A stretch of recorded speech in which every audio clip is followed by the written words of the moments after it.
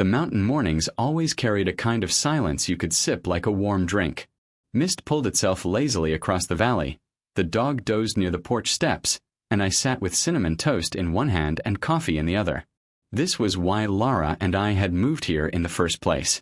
A cabin at the end of a dirt road, no neighbors in sight, no postman dropping by unless we asked, no rules other than the ones set by the seasons. That silence broke like glass when the garden gate slammed. It echoed through the slope, a sound so sharp the dog barked once before shrinking back with confusion. At first I thought it might be wind or a deer.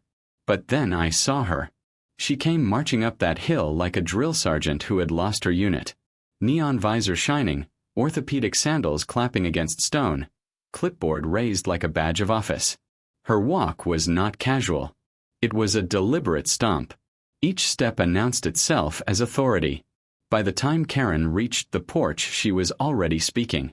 Her voice cut through the crisp air like the squeak of chalk across slate. "I am here for an emergency HOA inspection."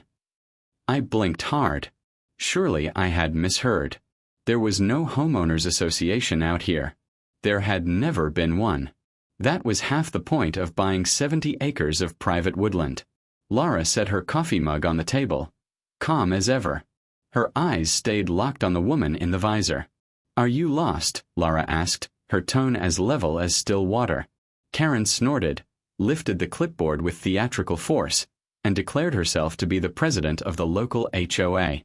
She rattled off the name of a subdivision I had never heard of, gestured at some invisible neighborhood downhill, then added with the solemn air of a prophet, "Even off-grid communities require leadership."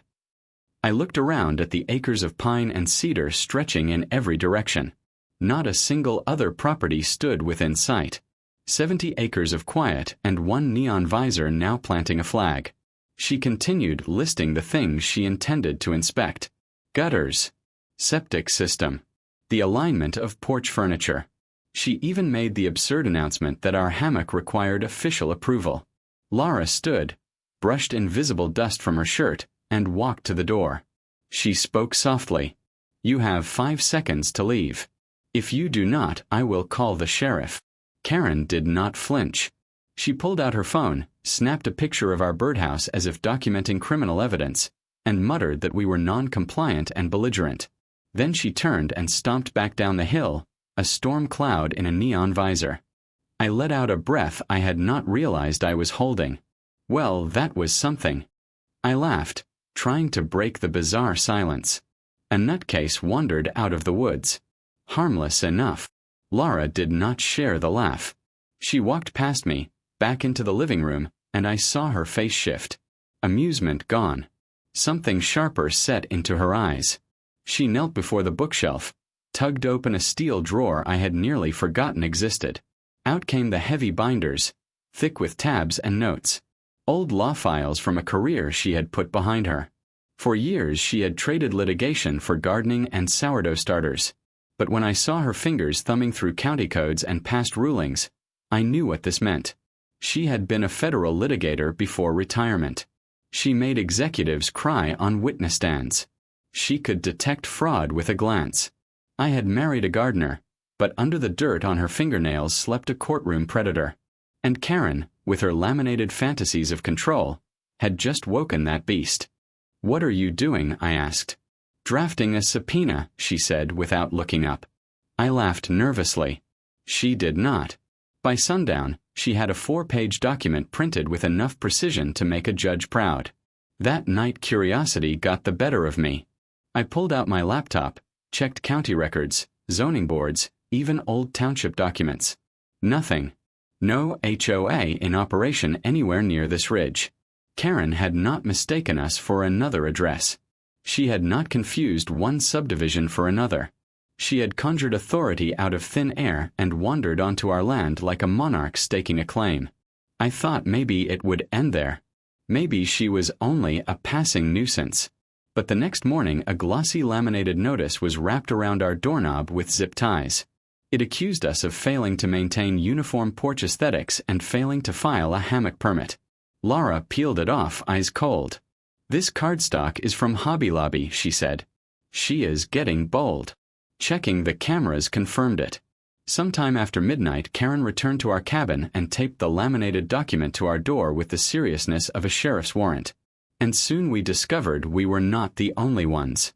Neighbors half a mile down, retirees with lake cabins tucked against the ridge, began mentioning strange visits. Letters slid under doors. Flyers on bulletin boards announcing violation hearings. A widow admitted she handed Karen $200 in cash just to avoid trouble. Another man confessed to paying what she claimed were aesthetic dues. That was when Lara's posture changed entirely. This wasn't bizarre anymore. It wasn't eccentric. It was fraud. She is impersonating authority, Lara said flatly. She is scamming people out of money.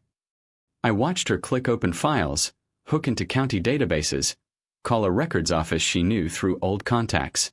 She cross-referenced parcel numbers, checked incorporation lists, matched signatures. Every line she read deepened her scowl. By dinner, Lara had evidence of at least 3 fake filings, a brand new mailbox registered in Karen's name, and a pattern of laminated intimidation designed to trick isolated owners into believing they were bound by rules that did not exist. I sat across from her, trying to imagine what horrors Karen thought she could get away with. Handwritten fines for hammocks, permits for porch chairs, codes for pine cones. It would have been laughable, if not for the fact that people were already paying. People like Richard, the elderly man down the road who believed authority simply because it arrived on cardstock. When the sun dipped behind the ridge that evening, Lara finally leaned back in her chair. She had a file stack beside her as thick as my forearm. She just picked the wrong cabin, Lara said. Simple. Cold. Certain. I stared out at the mountains, shaking my head. We had come here for quiet. 4 pine trees, solitude, and the taste of air with no exhaust in it. But instead of quiet, we got a warlord with a clipboard. And as much as it twisted my stomach, I felt something else too. Excitement. Because Karen had no idea who she had stumbled across. Not a retiree happy to pay for peace. Not a neighbor willing to cave for convenience. But a woman who once dismantled entire real estate schemes before lunch. A woman who built careers on taking fraudsters apart with a smile. Karen had stormed the wrong hill. The woods were about to echo not with birdsong, but with subpoenas. The morning sun filtered through tall pines, and I thought maybe the absurd scene at the gate would fade into memory. Perhaps Karen had strutted up our hill one time and would never return. I was still holding on to that hope when Lara stepped out of the kitchen, hair tied back, shoulders square, bearing a look I had not seen in years. The woman who had once left courtrooms trembling was standing in my living room again. Only this time she wore hiking clothes and had sourdough starter fermenting on the counter. Lara's calmness always had weight. She did not flail or rant. She looked at the laminated violation notice still sitting on the table and studied it like it was a specimen. Then she tapped the paper once and said what she rarely said outside a courtroom. She called it fraud. Her words landed heavier than Karen's theatrics the day before. Fraud meant lines had been crossed. Fraud meant this was no longer an eccentric neighbor acting out boredom. Fraud meant someone had decided that control and intimidation could generate money. I asked Lara what she intended to do. She answered with the same flat tone she used in her old profession. Serve her. The rest of the morning I sat in quiet awe while Lara worked. She pulled binders from the steel drawer, flipped through statutes, cross-checked county codes, and began drafting documents with a speed and efficiency that only muscle memory could produce. I had seen this before years ago, when she worked across long nights preparing motions that stripped corporate lawyers of their confidence. It was a rhythm, steady and sharp, like a storm building strength page by page. By sunset she had produced her first set of subpoenas. Not a single complaint letter, not a warning, but legal filings backed by precise citations. Each document looked official enough to shake the bravado off anyone pretending to hold power. I realized then that retirement had dulled nothing. She had simply tucked the blade away until someone foolish came close enough to test it. The next morning the sound of gravel crunching under tires carried through the trees. Karen was back. This time she was not alone. 2 other women flanked her like ceremonial guards, both holding clipboards that failed to disguise their lack of knowledge. They had pulled iron on shirts with crooked letters announcing themselves as the Mountain Ridge Compliance Board. One wore tennis clothes as if leaving a match halfway through. The other clutched what looked like a laminated restaurant menu with stickers plastered over it. They paraded up our slope, snapping photos as if documenting a crime scene. They paused at the firewood stack at the rain gutter, even pointed at the dog bowl on the porch. Their posture was so exaggerated I would have laughed if Laura did not walk out at that exact moment. She carried an envelope in her hand, back straight, voice calm, expression unreadable. Karen opened her mouth first, declaring another inspection. Laura gently extended the paper into her hand and said only 2 words, "Consider served." For a long second Karen looked confused, then tried to laugh it off. The smile faltered when she read the header of the document. Red spread across her face and she crumpled the papers in her fist before tossing them at Lara's feet. Lara bent down, picked them up, brushed them clean, and slid them back into her folder. Without losing stride, she produced another set of envelopes. This time she handed them directly to the 2 women standing awkwardly beside Karen. Their eyes went wide, hands trembling as they looked down at the documents. Both of them suddenly resembled stage actors who had wandered into the wrong play. Neither spoke. Karen screeched that this was harassment and raised her phone to record. Lara lifted her own device, smiled serenely at the lens, and said in a voice I knew too well, "Smile for discovery." Then she turned and walked back inside. The 3 women stood frozen on the porch for a few moments, like conscripts realizing their general had led them into battle without weapons. Eventually they stumbled down the slope, muttering inaudibly. It should have ended there, but Karen did not operate on limits. By afternoon, flyers began appearing across the valley. She had pushed laminated notices onto bulletin boards at the bait shop, the post office, even at the gas pump outside town. The flyers announced a town hall to discuss non-compliant properties and future fines. They were laughable to me, filled with typos and sloppy formatting, but to retirees living by the lake they looked just official enough to create doubt. One neighbor called to ask if zoning laws had changed. Another asked if we planned to pay our hammock fine. Laura stayed calm. She explained in simple language that the documents were fraudulent. But when she hung up, she dialed the county office. She gave parcel numbers, checked incorporation records, and by that evening had uncovered the truth. Karen had filed paperwork for an entity using a name almost identical to an old defunct subdivision. She called it Mountain Ridge Preserve Estates, though preserve was spelled wrong. Rather than forming a true association, Karen had created a limited liability company, slapped an HOA sounding name onto it, and pretended it gave her authority. Worst of all, she had already convinced several people to hand over cash. The total was more than $3,000, money collected from widows, retirees, and part-time residents who simply wanted peace. Lara's eyes grew harder that night as she spread documents across the dining table. She highlighted irregularities, copied statements, and organized evidence. Each laminated violation Karen had posted was no longer an annoyance. It was evidence of impersonation. It was theft hidden behind fake bylaws. I asked why it mattered this much to her. Lara leaned back in her chair, the lamp throwing shadows across her face. Everything about her posture was steady. She explained that fraud thrives when people are too tired, too polite, or too afraid to fight back. A small laminated slip might seem harmless, but once someone learns they can push people around with false authority, the scheme grows.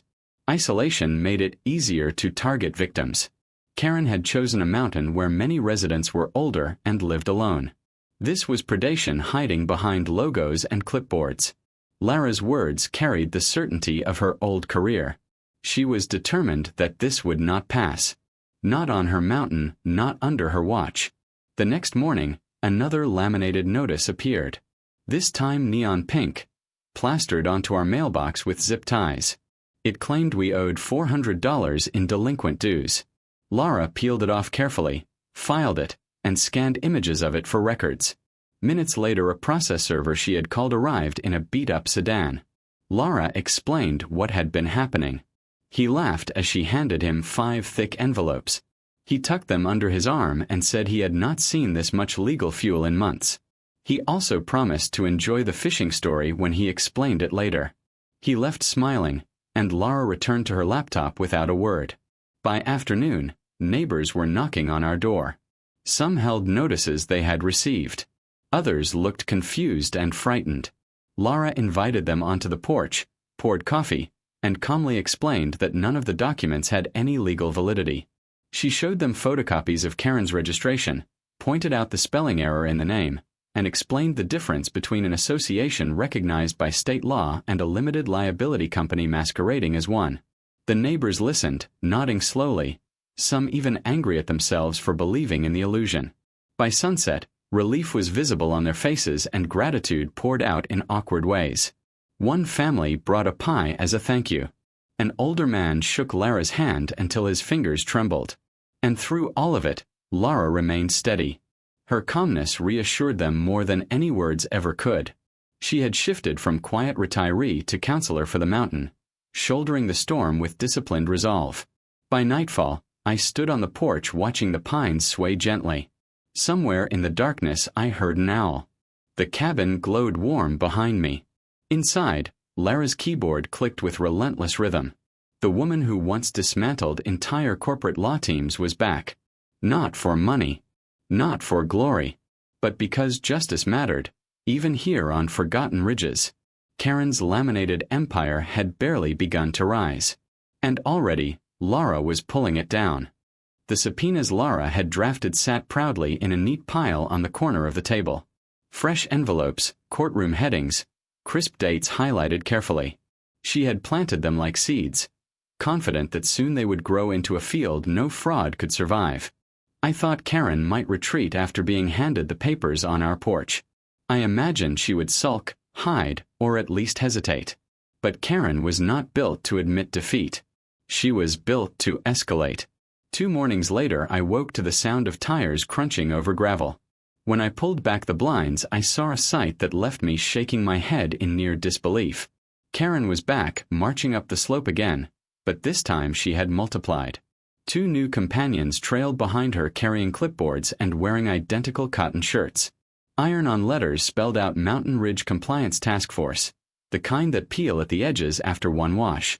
One woman dragged a measuring tape that clicked out far too loudly, while the other carried a cheap phone with a dollar store laser pointer taped to the top.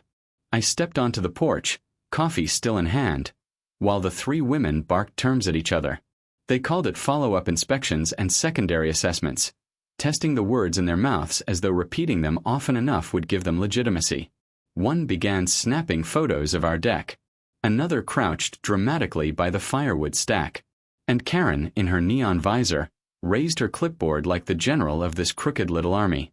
Lara emerged behind me, silent, steady as stone. She did not argue. She did not shout.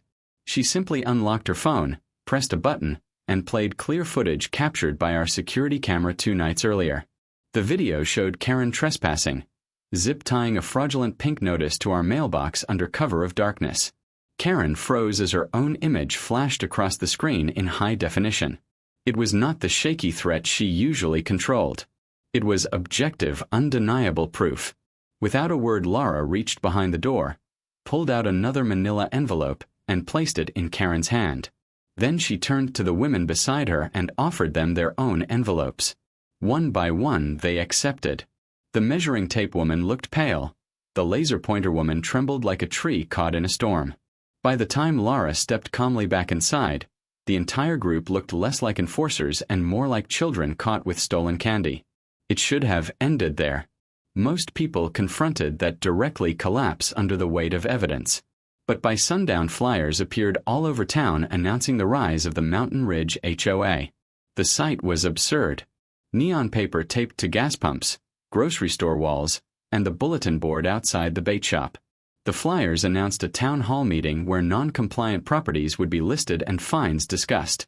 The formatting was a disaster, full of misspellings and random capital letters, but the words still carried enough edge to frighten the unprepared. That evening neighbors began calling. Some confused. Some nervous. One elderly couple up the lake road had received 2 laminated warning slips on their cabin doors already. They asked if they should pay the fee to avoid trouble. Lara listened patiently to every voice, then explained calmly that no legitimate HOA existed. I watched relief filter into their tone as she promised to help sort this mess. The next day, Laura dug deeper.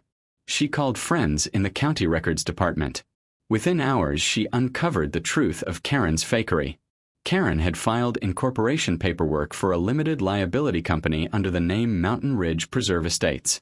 The preserve word itself was spelled wrong, but Karen had counted on nobody reading closely.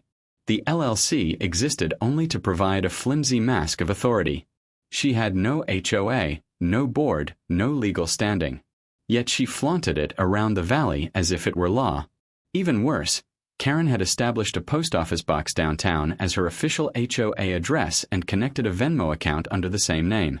Residents had already funneled more than $3,000 into that account under the impression they were paying dues. The discovery shifted everything. This was no longer eccentric behavior. This was deliberate financial fraud. That evening, the first witness appeared on our porch. Richard, an elderly man with silver hair and a stoop to his posture, carried with him a tired manila envelope. He explained quietly that Karen had come to his door 2 months ago wearing the same visor and a badge clipped to her shirt. She had introduced herself as chairwoman of the Mountain Ridge Residential Oversight Initiative. She had warned him that zoning was being realigned and that his property risked seizure if he did not contribute to community dues.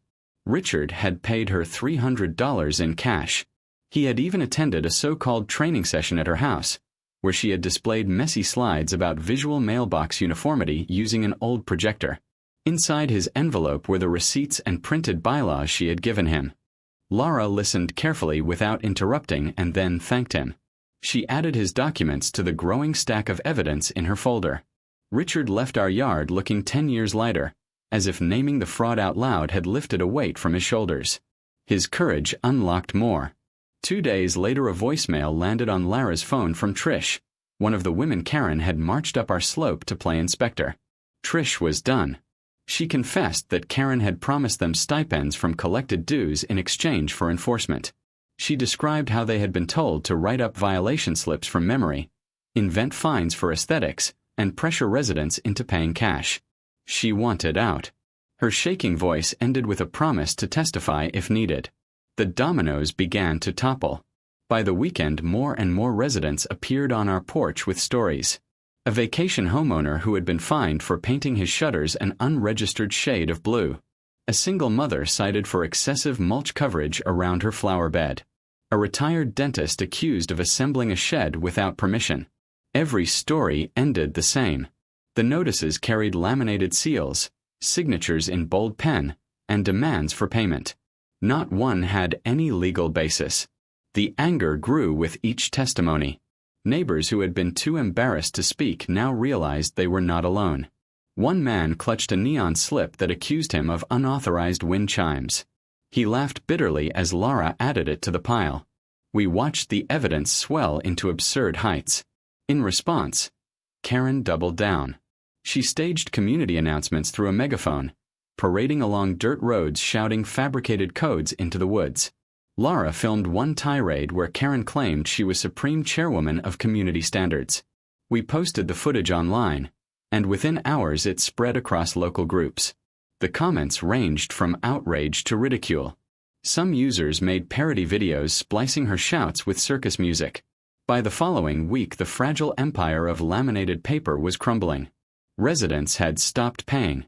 More witnesses had promised to testify. The county had opened a file labeled Fraud Investigation. I watched Laura every evening at the dining table surrounded by growing towers of files. Her laptop screen glowed. Witness summaries typed swiftly. Receipts scanned. Laws annotated with precision. The room looked less like a cabin and more like a law office preparing for a trial of the century. Karen still believed volume could save her. She taped new neon signs to tree trunks declaring delinquent accounts. But with each notice she posted, neighbors laughed louder. What once carried weight now looked like a parody. It was strange to feel the mountain changing. What once was woods filled with laminated orders had transformed into a community bound by shared resistance. Strangers who for years had kept to themselves now appeared in driveways to trade stories. Laughter floated where fear once lingered. Karen had built a counterfeit empire with cardstock and fear. But now the real storm was gathering. And Lara was at its center, a patient hurricane assembling proof unshakable. The mountain had stayed quiet for years before Karen arrived. People kept to themselves, cabins scattered across ridges, paths meeting only in passing. But once her fake signs and laminated notices sprouted like weeds, that silence cracked. At first it cracked under fear and confusion, residents wondering if perhaps they had missed an ordinance or law buried deep in forgotten paperwork. Now the cracks opened wide for another reason.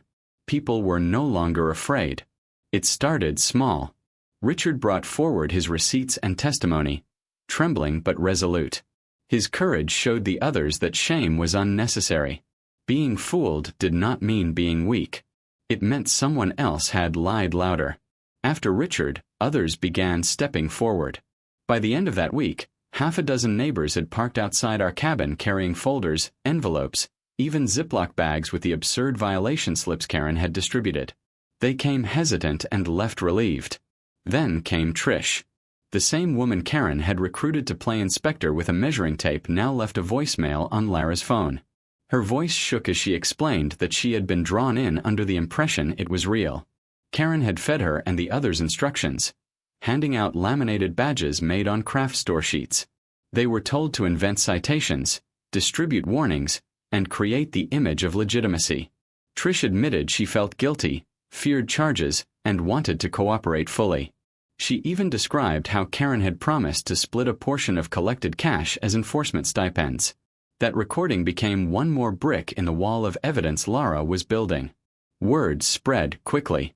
Our porch transformed into something like an office, a safe place where residents arrived to share stories and leave lighter than when they came. Lara listened carefully, documenting every piece patiently, calmly, methodically. I watched or returned to old faces as realization set in. They were not alone, they were not helpless, and they were not bound by the laminated fantasy that had enslaved them for months. Karen did not stop. Her response to the growing resistance was to grow louder. She staged what she called neighborhood announcements. Megaphone in hand, neon visor shining, she marched up and down gravel trails bellowing lengthy speeches about order, harmony, and compliance. One afternoon Lara stepped outside during one such tirade and began a live stream. Karen's voice echoed off the trees as she declared herself supreme chairwoman of community standards, accusing rebels of attempting to destabilize community trust. The video spread online faster than wildfire. Hundreds of viewers reacted, many mocking, some expressing shock, most tagging local officials and news outlets. Someone spliced Karen's shouting with circus music. Others captioned it as a trailer for a fictional reality show. What Karen had intended as proof of leadership transformed into satire that pulled her throne out from beneath her in front of the entire county. By this point, neighbors were no longer alone in their frustration. They were laughing. And laughter was more powerful than fear. The momentum rolled downhill like a flood. Larry from the southern ridge showed up with footage of Karen sneaking into a garden at night to measure decorations. Janine contributed a laminated slip where Karen accused her of unauthorized curtain visibility. Greg offered testimony about being fined for symmetrical parking. Each example was more absurd than the last, woven together into a patchwork of ridiculousness that destroyed whatever trace of fear remained. The county heard about it. Clerks confirmed fraud investigation was open. Sheriffs began asking for copies of filings. Officials chuckled at the absurd fines but grew serious when they saw bank transfers and fake incorporation. Karen responded with even stranger behavior. She put up signs outside her cabin reading "This community is under new management." She planted small plastic flags around her yard as if claiming it through force of will. She even handed out self-printed newsletters describing herself as guardian of order. Each attempt only invited more ridicule. Then came the moment that sealed her unraveling. Lara called together the group of neighbors who had already stepped forward and invited them onto our deck. It was a cool evening, the mountains dressed in gold light. Folding chairs lined up, mugs of hot cider in hands. One by one they shared their experiences. One elderly couple admitted they had surrendered gift card payments to avoid trouble. Another explained how she had cried herself to sleep after being told her property might be seized. Lara spoke last. She walked them through every document, every county confirmation, every fraudulent filing. She explained the difference between a legally recognized association and the limited liability company Karen had forged. She outlined the class action process, how testimonies would be compiled, and how refunds could be pursued. She showed them where their rights began and where Karen's lies ended. By the time the gathering finished, there was no fear left. There was only resolve. 12 neighbors left with signed affidavits in hand ready to join formally against Karen's operation. The next day, Karen tried to call a town hall of her own. She taped up signs and rented the old community center down near the general store. She arrived in a cream suit, a sash strapped across her body declaring community defender. She brought her nephew Todd, a second-year law student who stumbled over nearly every phrase he uttered. Only 6 people showed up, most of them curious spectators. Her speech trembled with defiance, words spinning about rebellion and disunity, but no seconding voice rose to support her. Instead, Greg raised his hand only to ask a simple question.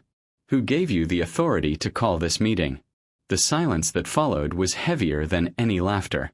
Beth, the secretary of what had once been the Real Subdivision Board, reminded her she was suspended pending review. Nobody defended her. Nobody nodded. Someone then whispered the obvious and Janine spoke it aloud. Perhaps a vote should be held right here and now. A vote to remove Karen fully from any position she pretended to hold. Hands rose, one after another, and Karen's authority collapsed without thunder, without debate, just quiet finality. That evening Laura and I stood on our porch watching neighbors gather by driveways, not in gossip but in relief. Some laughed freely, others shook hands. The weight Karen had forced onto the mountain with laminated slips and false authority had cracked. And as the night fell, the air felt different, lighter. For years, one woman's voice in orthopedic sandals and neon visor had convinced people they were powerless. Now, with subpoenas filed, witnesses united, and the whole mountain watching her collapse, something stronger had replaced it. Community. It had taken Karen's bizarre empire to bring it to life. The courthouse was small and unimpressive, a square brick building at the edge of the county seat, tucked between the library and a hardware store. Yet that morning it carried more dramatic weight than any skyscraper courtroom Laura ever worked in. We drove down the winding mountain road under a gray sky that threatened rain. The neighbors had gathered earlier on our porch, nervous but hopeful, pressing her hands, thanking her again for taking the lead. By then more than 20 of them had signed affidavits. Affidavits full of the absurd violations Karen had created. Unauthorized wind chimes, suspicious mulch patterns, hammock symmetry violations. It sounded like parody, yet it contained thousands of dollars in fraud. Laura walked into the courthouse calm, carrying her binder like a seasoned warrior carrying a shield. She wore simple gray, not a flashy suit, not a robe of authority, but something timeless and unshakable. It was how she always approached big cases. No drama. Just facts. Karen arrived 10 minutes late and tried to flood the room with her own form of spectacle. She wore sunglasses indoors, a cream jacket stretched tight across her shoulders, and carried a gold clipboard clutched like a Bible. Behind her shuffled her nephew Todd, the law student she had drafted as her representative. His uncertain steps told every story before his mouth even opened. When proceedings began, Todd fumbled with preliminary statements. He cited Wikipedia pages, conjured phrases like community moral integrity, and stumbled over the word jurisprudence. Karen tried whispering directions into his ear, but he flipped pages nervously as if awaiting the moment she would scold him the way she scolded neighbors. Then Laura rose. Her tone was clean and her points sliced with sharp precision. She listed names of neighbors who had been coerced into paying fines. She laid out the sham LLC Karen had registered. She mapped out the sequence of laminated flyers, pink and neon, plastered across cabins and mailboxes. She showed Venmo records of payments, presented copies of signs Karen had hammered into the earth, and played the recording of Trish confessing. The judge raised his brows multiple times, clearly trying to stop himself from laughing at the absurd nature of the violations. He asked Laura to repeat one particular citation: unauthorized curtain visibility. The courtroom erupted in suppressed chuckles. Laura did not smile. She had learned long ago that laughter does not win. Evidence does.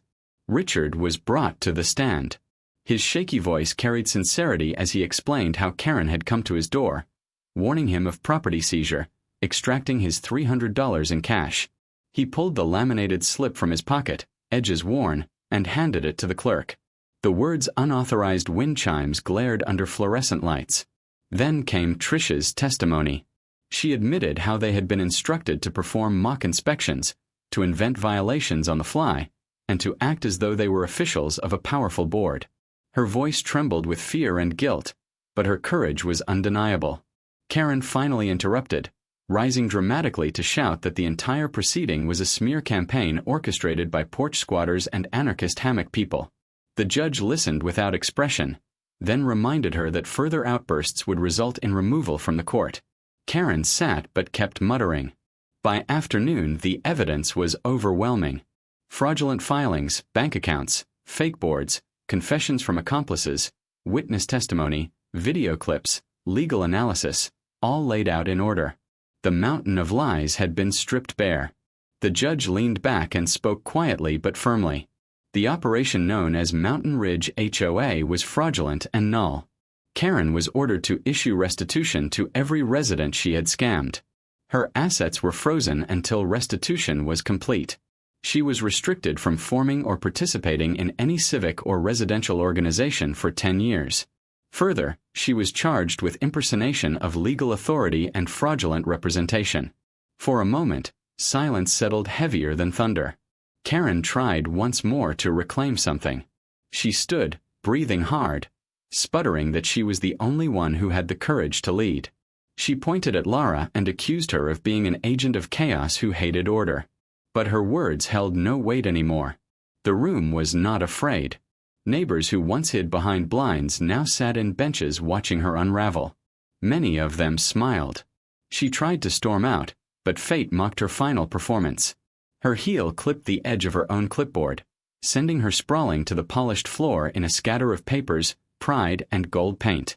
The sound of laughter followed her as she staggered upright and bolted through the courthouse doors. Outside, reporters had gathered, tipped by Lara's earlier livestream. Cameras snapped as Karen shielded her face with a printout of her fake HOA seal. She rushed away, climbed into a borrowed sedan with duct tape on the bumper, and disappeared down the street. Lara emerged moments later carrying no expression of triumph, only calm determination. One reporter asked for her comment. She spoke facts, not boasts. Fraud had been proven. Restitution would be made. Neighbors deserved peace. Then she walked straight past them and into the sunlight. Back on the mountain, the air felt lighter. Residents who had lived under months of laminated fear now allowed themselves to laugh. They gathered in driveways, cabins, and porches, swapping stories not as victims but as survivors. Someone baked pies. Someone else brewed cider. Larry, the old Navy veteran, raised a toast declaring freedom from cardboard authority. A week later, a community celebration was held. Folding tables lined the clearing, neighbors arriving with casseroles, bottles of wine, and signs mocking the era of false governance. One banner read "Hammocks for All." A cardboard dunk tank featured a cutout of Karen holding a golden clipboard. Laughter bubbled long into the evening. People hugged, shook hands, and finally looked like a true community. Not one bound by bylaws. One bound by resilience. Lara did not gloat. She sat quietly, sipping tea, smiling when people thanked her. But the truth was clear to all of us. Without her steady hand, her relentless care for detail, her refusal to be intimidated, none of this would have ended. Months passed, and Karen never returned. Rumors swirled that she had moved to another county, that she was trying to form something new under another title. But Lara had already ensured paperwork followed her like a shadow. Any attempt at building another clipboard empire would be flagged and shut down. Our cabins slowly returned to the peace we had first sought. Mornings returned to birdsong, toast, and coffee. The dogs stretched lazy in the sun. Silence reclaimed what had been rattled. Yet it was not the same silence. It was heavier but stronger, filled with a shared recognition that peace is not always given. Sometimes it must be defended. One evening, as the last light dipped behind the ridge, Lara carved a small cedar sign. She etched it by hand and nailed it to a post by the trail. The sign read simply, "No leaders here, only neighbors." I stood beside her as the last rays turned the sky gold. For the first time since Karen marched onto our porch in a neon visor, I felt peace without tension. The clipboard queen had fallen. The community was free. And the mountain was quiet once more.